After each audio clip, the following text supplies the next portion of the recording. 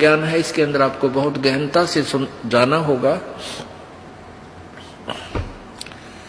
अब क्या बताना चाहते हैं? अब कबीर परमेश्वर का ज्ञान गरीबदास जी बता रहे हैं।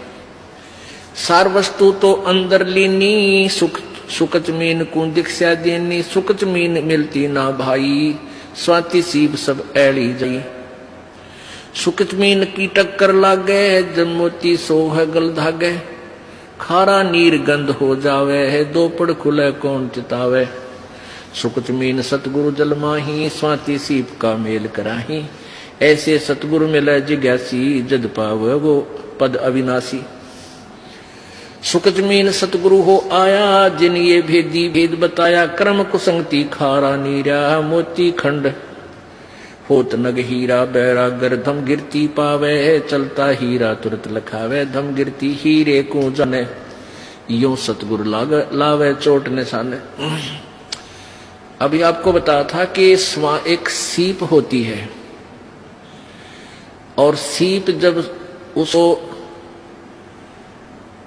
उसमें मोती बनने की एक प्रेरणा बनती है, तो वो ऊपर आ जाती है, उसको प्यास लगती है, वो समुद्र जल ग्रहण नहीं करती, वो समुद्र के ऊपरली सतह पर आ जाती है समुद्र के, और ऊपर से वर्षा जब हो रही होती है उस समय उसका मुंह खुल जाता है।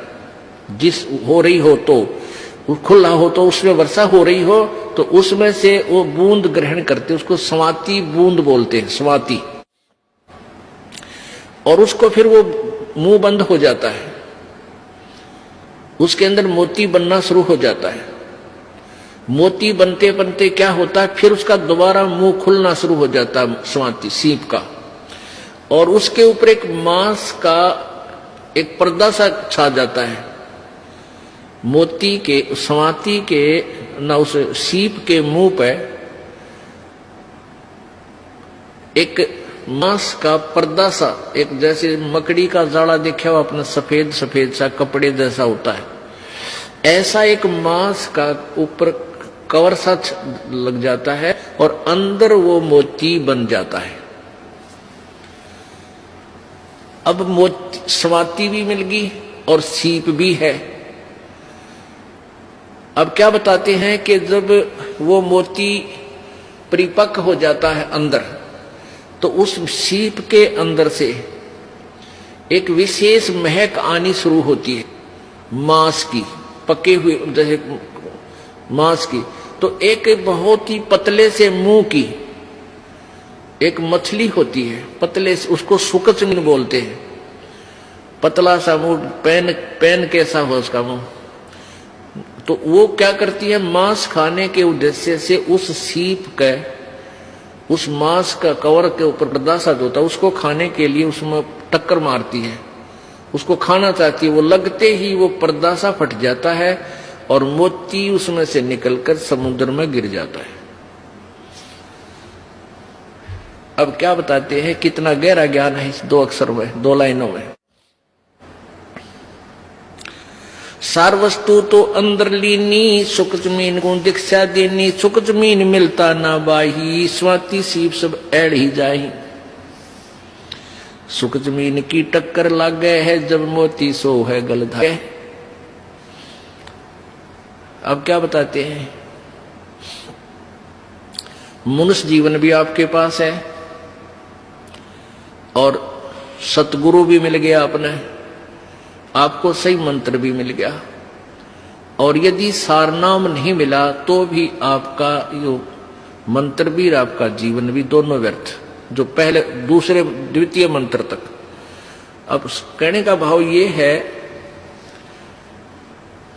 कि जैसे वह मोती सीप तो समझो शरीर है, और स्वाति समझो मंत्र आपको मिल गया सतनाम, और मोती बन गया।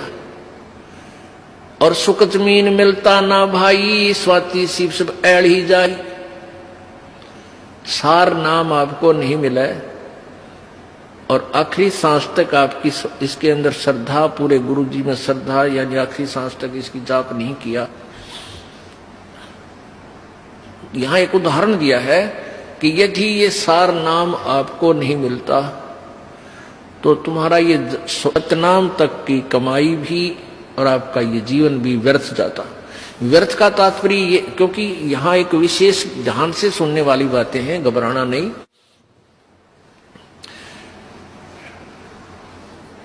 अब जैसे आपको सतनाम मिल गया और सारनाम मिला नहीं और आपकी मृत्यु होगी। पहली बात तो यह है कि परमात्मा उस प्राणी की मृत्यु नहीं होने देगा। कबीर भगवान के हाथ में पूरी कलम है। जमजो राजा से डरे मिटे कर्म के लेख, अदली अदल कबीर हैं, असल कबीर हैं, ये कुल के सतगुरु एक। ये नहीं आपके जीवन नहीं जाने देंगे, पूरा काम करके और तब आपको यहां से फारिग करेंगे। ये इनकी समर्थता है। और जो बकवाद करते हैं, नाम भी ले रहे हैं, सही ठिकाना यानी सही श्रद्धा से नहीं है, वो जा भी सकते हैं। वो फिर परमात्मा उनको पकड़ नहीं करता। भक्ति भी करते हैं, श्रद्धा ठीक नहीं है, पूरी नहीं बन पाई है, तो मृत्यु भी हो जाएगी। तो उनको फिर वैसे तो व्यर्थ हुआ क्योंकि सारनाम मिला नहीं, लेकिन फिर भी वो ऐसा व्यर्थ नहीं होगा जैसे औरों का होता है। उन अन्य साधकों से चाहे 1000 वर्ष तक तपस्या और अन्य पूजाएं करके चले गए, उनसे भी आपका जो मंत्र की कमाई है वो असंख्य गुना घनी आपके पास है। न जाने कितने दिन स्वर्ग में रहोगे या कहीं और दूसरे लोकों में राजा बन जाओगे, तो ये व्यर्थ है गया, यानी जो उद्देश्य था वो पूरा हुआ नहीं। अब ये एक उदाहरण देना चाहते हैं आपको गहराई से समझाने के लिए। जिनको ये तीनों नाम प्राप्त है वो प्राणी के लिए ये चैप्टर आज चल रहा है।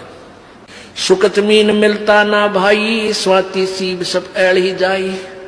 सुकच मीन की टक्कर लाग गए। सुकच मीन मिलता ना भाई, स्वाति सीब सब ऐड़ ही जाई। सुकच मीन की टक्कर लाग गए, जब मोती सो है गल दागे।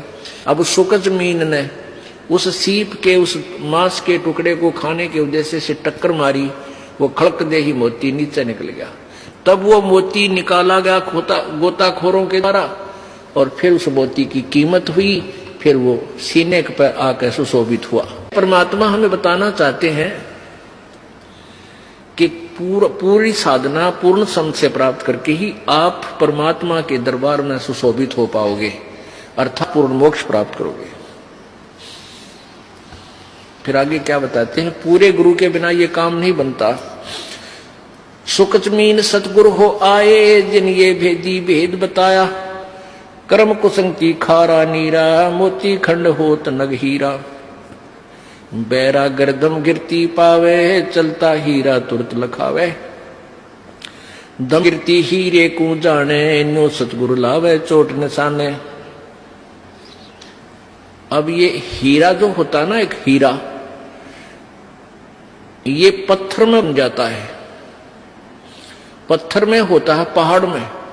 और इसकी इतनी ताकत होती है इसमें, ये कुछ ऐसी गर्मी पाकर के वहां पहाड़ की, और ये पत्थर को फोड़ता उसके अंदर से चल चल चल करता हुआ चल पड़ता है, जिधर भी इसकी दिशा बन जाती है। तो पहले राजा लोगों के पास एक धम गिरती होते थे। धम गिरती वो क्या होती, उनके अंदर एक ऐसी कॉमन सेंस होती है, ऐसी उनकी सुरती लगती थी। वो ध्यान से यानी अपनी ऐसी सुरती को पत्थर से पहाड़ पर दचा देते थे कि वो हर उस पत्थर की, उस हीरे की दिशा को बता देते थे कि ये इधर को चल रहा है।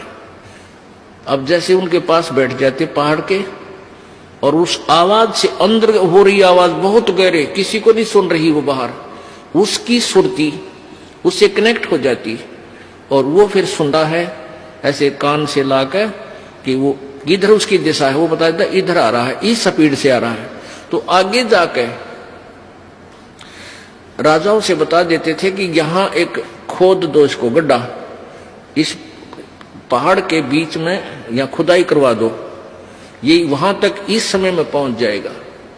तो वहां जाकर के आगे उसको पत्थर को कटवा देते थे राजा लोग मजदूरों से फटाफट, और वो हीरा आता और उसके अंदर से आके, क्योंकि आगे रास्ता उसको मिलता नहीं, गड्ढे में खड़क दे ही निकल जाता, वो हीरा फिर राजा लोग प्राप्त कर लेते थे।